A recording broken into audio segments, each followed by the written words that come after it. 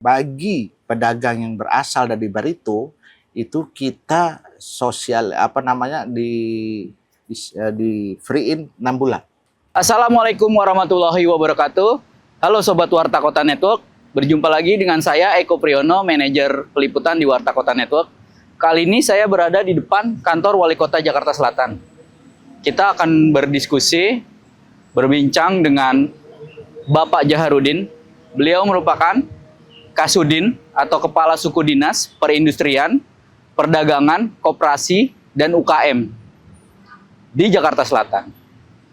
Perbincangan ini akan banyak membahas soal pengembangan teras Lenteng Agung, yang mana itu akan menjadi tempat relokasi pedagang Pasar Barito yang sudah lama berdagang di daerah Blok M.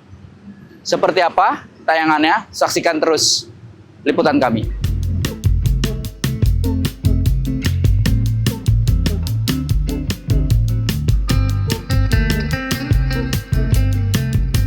Di samping saya ada Bapak Jaharudin. Apa kabar, Pak? Alhamdulillah baik. Nah, kita sebetulnya pengen ngobrol soal, karena beliau yang berkepentingan dengan pengembangan teras Lenteng Agung. Kenapa itu penting? Di Jakarta ini, teras Lenteng Agung sempat ramai jadi obrolan karena itu merupakan tempat yang jadi wilayah relokasi pedagang Barito. Barito yang legendaris itu bisa dipindahkan semua, sekarang jadi lebih rapi. Tantangannya bagaimana mengembangkan teras Lenteng Agung, Pak? Betul. Oke. Nah, tapi sebelum ke sana, Bapak ini siapa gitu?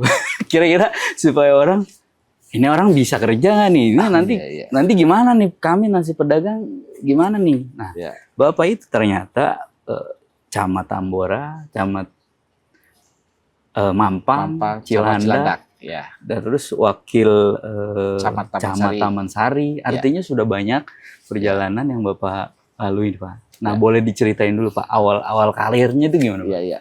Baik, terima kasih Mas Eko. Jadi begini, saya ini mungkin berlatar belakang seorang pamong, Pak. Oke. Ya, pamong yang notabene masa tugasnya saya habiskan banyak berinteraksi dengan masyarakat di wilayah gitu. Saya memang mengawali karir memang dari pamong ya.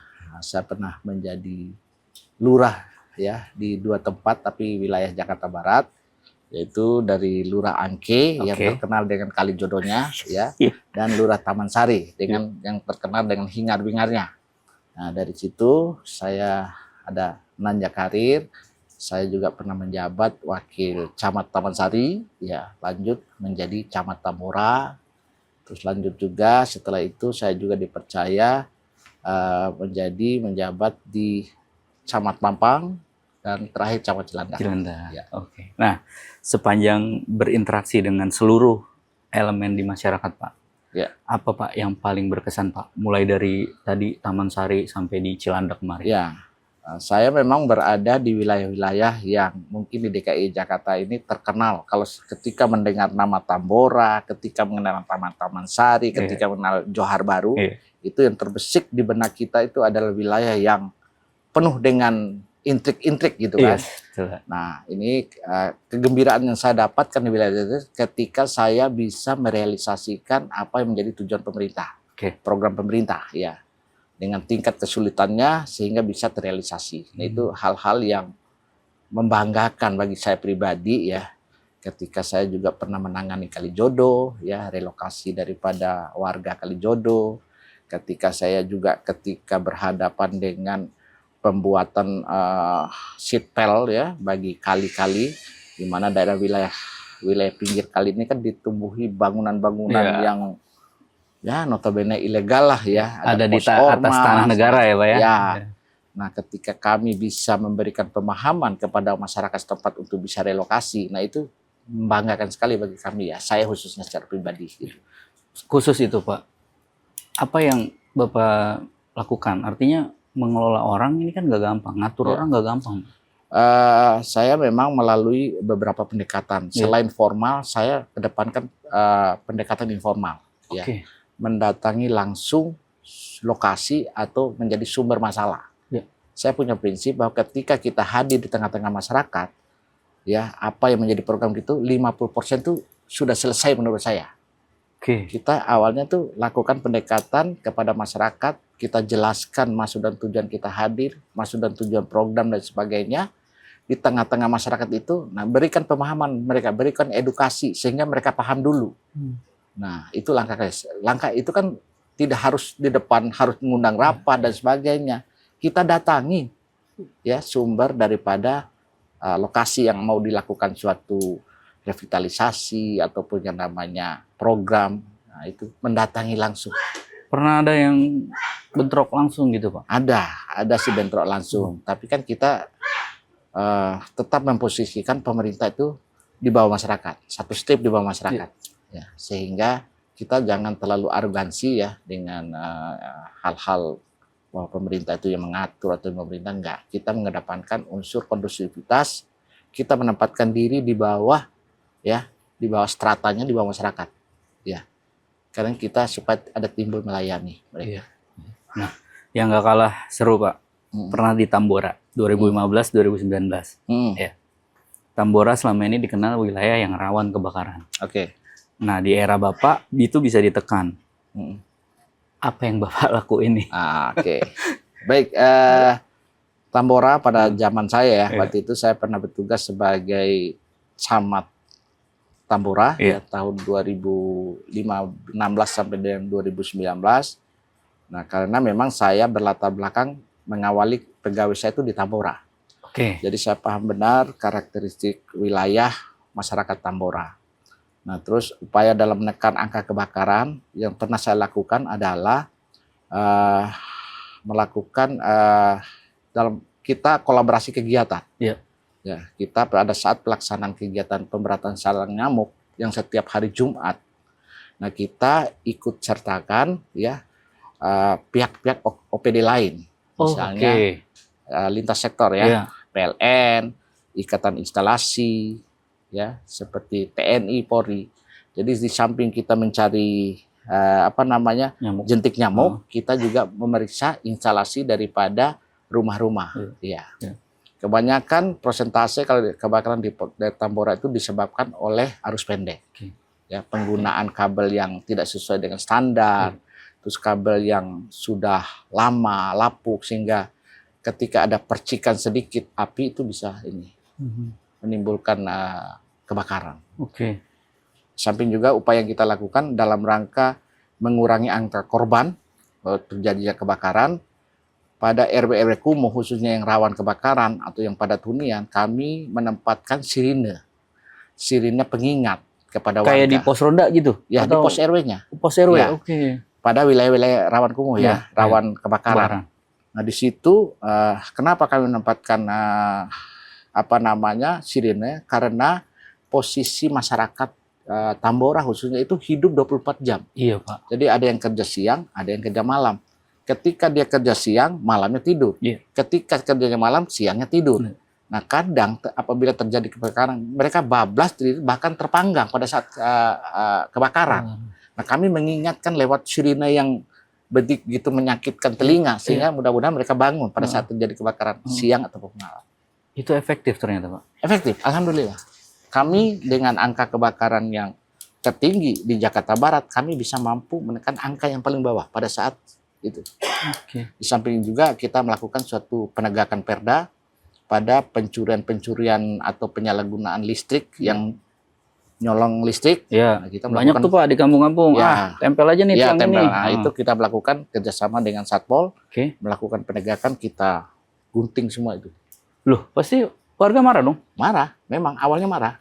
Ya, tapi kita jelaskan bahwa mereka itu mau kena sanksi apa enggak. Kita kan bareng sampai pilih sanksi, pilih ngikutin aturan. Nah, akhirnya ada sistem baru PLN itu yang listrik mobile itu. Nah, itu mereka beralih ke itu. Sekarang bisa ngisi sendiri tuh Pak, ada spot-spotnya ya. Nah, beralih ke situ. Ini berkaitan dengan penegakan atau penertiban Pak.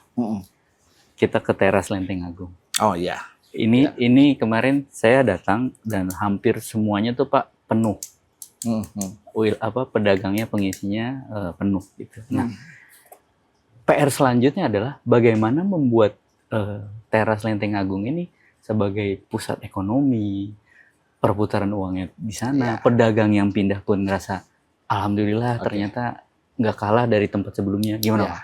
Baik, Teras Lenteng Agung ini berawal dari relokasi eh, pedagang binaan Barito. kami juga yang dari Barito. Nah, itu relokasinya karena memang di Barito itu ada peruntukan kami pemerintah Provinsi DKI Jakarta ingin mengembangkan kota menjadi kota yang indah, bersih, dan kan mau dibangun taman Indonesia Pusaka. Indonesia Pusaka. Nah, itu pedagang yang di depan kita relokasi teras. Kita sudah siapkan relokasinya, upaya yang kami lakukan. Tinggal sekarang upaya kami yang di teras itu adalah bagaimana teras itu masyarakat mengenal. Iya. Ya, dulu kan Barito itu terkenal. Betul Pak. Lokasinya. Iya. Sekarang upaya-upaya yang sedang kami lakukan adalah bagaimana teras LA itu bisa dikenal, disosialisasikan. Ya, upaya yang kami lakukan melalui media sosial, memperbanyak kegiatan event-event di lokasi tersebut, sehingga menjadi pusat kunjungan. Nah, kita juga ingin memperkenalkan lokasi itu adalah wilayah yang menampilkan etalase dari UMKM kami. Produk-produk UMKM kita bisa tampilkan di situ, sehingga masyarakat tahu bahwa produk UMKM tidak kalah menariknya juga dengan produk-produk yang skala besar. Iya. Ya. Nah, kemudian Pak, ini kan masih gratis sewa ya Pak, pedagangnya? Ya. Nah, ke depannya tuh mereka akan bagaimana Pak sistemnya Pak? Jadi dan berapa sih Pak gerai yang mampu menampung berapa pedagang? Kita menyiapkan di teras RA itu 125 kios, ya, yang terdiri dari kios untuk kuliner, ya itu ada di Blok A dan Blok E. Terus untuk kios hewan, faunanya itu di Blok B dan Blok C. Nah, untuk kios yang kuliner kita punya 51 kios ya, 51 kios alhamdulillah sudah terisi semua. Wah. Ya. Termasuk faunanya. Ya. 74 kios sudah terisi. Nah, ini sebelum mereka masuk ke kios itu kita melakukan suatu kurasi ya. Kurasi apa layak nggak produk mereka itu bisa didagangkan atau dijual di sana gitu. Tetap kita kurasi sebelum mereka masuk. Nah, yang ini Pak, sewanya Pak, soal sewa. Untuk soal sewa, arahan pimpinan memang sewa itu bagi pedagang yang berasal dari Barito itu kita di free-in 6 bulan. Oh, 6 bulan. Ya, Oke, dari 6 bulan dari nanti setelah diresmikan. Oke, ya. Terus untuk pedagang yang bukan dari Barito, bukan ex Barito, itu 1 bulan. Oke. Ya. Nah, untuk nilai sewanya nanti berdasarkan ukuran sesuai dengan pergub yang terbaru. Jadi bisa beda-beda. Kalau lihat dari sisi kiosnya itu kan sama besarnya, mungkin sama lah. Oh ya. Nah, berdasarkan ukuran kios. Kemudian apakah hanya pedagang ex Barito yang bisa memanfaatkan teras LA ini atau enggak juga? Bisa ya, masyarakat? Kita memprioritaskan pedagang Barito. Ya, kita tetap memprioritaskan pedagang Barito untuk bisa berdagang di teras RA. Upaya-upaya yang kami lakukan untuk bagaimana pedagang Barito ini bisa relokasi, yaitu ya kita menghimbau mereka untuk segera membuka gerai yang sudah disiapkan, kios yang sudah disiapkan. Namun upaya-upaya itu masih ya belum diindahkan lah. Upaya-upaya terus kami mengundang, terus kami juga sudah melakukan suatu tatap muka langsung dengan pedagang yang ada di sana. Nah, mereka istilahnya belum berkenan karena belum ramai. Iya, benar. Kata mereka tuh belum ramai. Ya, cuman ya kalau menunggu ramai nanti orang lain juga mau masuk ya. Mau masuk masalahnya. Ada pedagang umum yang mau masuk terus. Kami masih memprioritaskan yang tetap Barito kita ini. Tapi ya karena pedagang Barito ini mungkin udah ada pangsa pasar di lokasi, mereka melakukan menyewa lahan-lahan sekitar yang di Barito itu gitu. Tapi bagi kami itu mereka sudah kami katakan naik kelas kalau menurut kami karena mampu menyewa yang lebih tinggi dari harga sebelumnya. Artinya sebelumnya 150-an lah ya per bulan ya retribusi yang dikenakan untuk lokasi binaan lokasi kami. Sekarang 1 juta. Ya nggak tahu dari lapangan ya. Itu variatif ya. Variasi Ya. ya. Iya. Bagi kami mereka sudah naik kelas Iya. ya, dan pangsa pasarnya juga ada di sana. Iya. Nah, Pak, jangan sampai berarti kan nanti muncul nih ketika ini rame suatu saat sangat ramai, ada yang mengeluhkan kami nih pedagang barito tidak difasilitasi. Itu kan yang dihindarkan. Iya, kan, betul. Makanya kami ya pada saat itu memberikan batas waktu kepada mereka melalui surat atau melalui interaksi langsung, batas waktu apabila tidak mengisi atau tidak aktif di teras LA, kami nyatakan tidak bersedia untuk berdagang di sana. Gitu. Kami punya administrasi secara lengkap, hal itu upaya-upaya yang dilakukan, sehingga ketika nanti ada pedagang barito yang mengkomplain ingin masuk ke teras LA tidak ada karena udah penuh, kami tinggal mendorong administrasi yang sudah kami lakukan sebelumnya.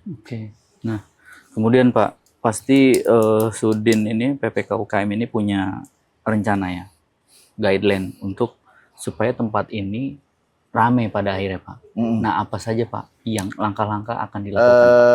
Banyak ya upaya-upaya yang sudah kami lakukan ya, termasuk salah satunya kami kerjasama dengan pemerintah kota, dengan Pak Wali, makan siang bersama di ini secara bergiliran SKPD yang berada di Wali Kota. Ya. Makan siangnya di teras LA jam 2. Itu kurang lebih kemarin kami melakukan kurang lebih 1 bulan ya secara bergilir untuk makan siang di sana. Dan event-event lain kita juga memperbanyak event ya, event misalnya keramaian,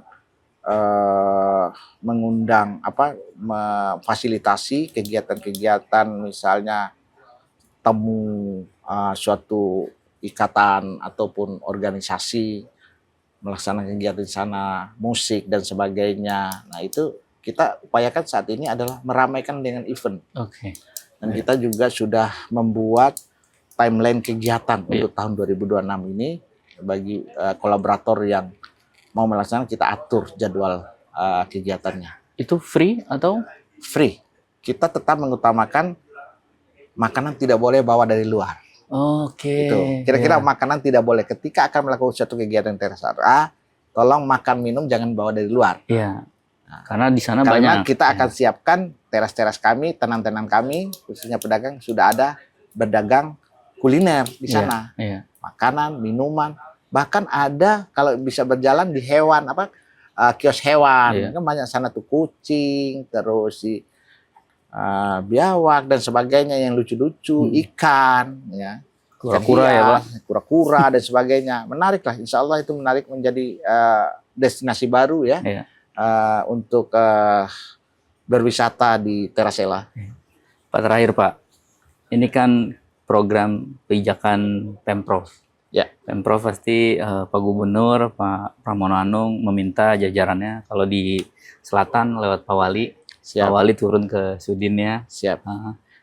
Pernah ngerasa, oh berat nih tugas. Ada nggak sih Pak begitunya? Ini nggak mudah nih. Artinya harus, ya sama tadi kan, mengelola orang juga. Menghadirkan sesuatu yang baru ini Pak. Makanya sedapat mungkin kami melakukan hubungan baik ya dengan semua OPD yang ada ya, khususnya di tingkat kota, untuk bisa bekerja sama ya, karena kan tupoksi kami juga terbatas. Ya. Dengan keterbatasan tupoksi, kita juga butuh SKPD lain atau OPD lain untuk melakukan suatu tindakan apabila ada kendala, ada masalah. Maka sedapat mungkin kami melakukan suatu hubungan interaksi yang baik, kolaborasi yang baik, ya, menginformasikan apabila ada kegiatan-kegiatan yang kami lakukan, ada kendala atau ada masalah, kita akan sampaikan kepada OPD yang bersangkutan. Siapa? Termasuk dengan unsur kewilayahan, RT RW di sana, gitu kan? Kita juga telah selalu melakukan hubungan baik lah. Iya, karena penting tuh Pak. RT RW punya lurah tadi di sana ya, stakeholder ya, punya pemahaman bahwa ya wilayah selatan ini harus dikembangkan, harus lebih mencintai itu lokasi gitu kan, karena merupakan potensi ya, potensi yang bisa dijadikan ladang tempat usaha ya. Apabila lokasi ini kacau, ini orang datang hadir ke sana tidak akan mau, ya, apalagi ada kekacauan dan sebagainya, penyalahgunaan kegiatan seperti pungli dan sebagainya, masyarakat saya yakin tidak akan mau. Maka sedapat mungkin kami melakukan upaya-upaya pendekatan kepada stakeholder untuk tetap bekerja sama dengan kami untuk tidak melakukan hal-hal yang di luar daripada SOP yang sudah ditentukan. Nah, persoalan yang lain tuh sebetulnya kantong parkir, Pak, yang tadi Bapak bilang nanti ada pungli, ada parkir liar ini, pasti kan terkait dengan kantor parkir, kita memang aset, keterkaitan dengan aset saat ini memang aset masih di Dinas Taman. Namun kami sudah mendengar bahwa sudah diserahkan ke Dinas PPUKM, ya. Nanti Dinas kami lah yang mengatur pola, ya, tata cara di sana, SOP-nya, termasuk perparkiran, ya. Kita juga ingin tempat kami itu bisa di samping ada retribusi daripada pemilik, kita juga ingin mencari retribusi di sektor lain seperti perparkiran. Oke, Pak, pesan buat warga khususnya Jakarta Selatan nih, Pak, supaya bagaimana ikut berkontribusi menghidupkan, menyemarakan teras LA yang nantinya diharapkan menjadi pusat ekonominya warga Jagakarsa, ya Pak, secara keseluruhan, dan secara khusus ya mungkin warga Jakarta Selatan. Ya, baik, ya. Halo warga Jakarta Selatan, ya. Kami dari suku dinas PPUKM mempunyai lokasi baru, tempat kumpul baru, pusat kuliner baru, pusat berbelanja hewan yang baru, termasuk makanannya di teras LA, semua lengkap di sana, ya. Kita ramaikan di sana. Ada kalau mau melaksanakan aktivitas atau kegiatan bisa berkoordinasi dengan kami sehingga nanti teras LA menjadi ramai kunjungan, ramai segalanya, dan ini tentunya akan berdampak pada para pelaku UKM kami yang ada di sana. Jadi jangan khawatir, ya. Insya Allah keamanan, ketertiban kami selalu akan mendampingi di sana untuk tetap dalam kondisi kondusif. Oke, Pak, tadi mungkin keterangan lebih lanjut, menghubunginya kemana nih Pak? Lewat apa? Lewat Instagram atau gimana? Kami juga punya sarana untuk menginformasikan aktivitas di teras LA. Kami juga sudah mempunyai IG, ya, Instagram Teras RK, silakan diikuti Teras LA. Kami juga di link juga dengan suku dinas PPUKM Jakarta Selatan dan dinas PPK UKM DKI Jakarta. Semua bisa dilihat di situ mengenai situasi dan kondisi teras LA terkini. Siap, Pak Kasudin, terima kasih banyak atas waktunya. Mudah-mudahan apa yang diupayakan terhadap teras Lenteng Agung ini menjadi manfaat untuk warga, ya Pak. Siap, mohon doa restunya. Siap, makasih. Ya, demikian Sobat Warta Kota Network, obrolan kita bersama Bapak Jaharudin, Kasudin PPK UKM Jakarta Selatan. Sampai bertemu dengan narasumber lain. Wassalamualaikum warahmatullahi wabarakatuh.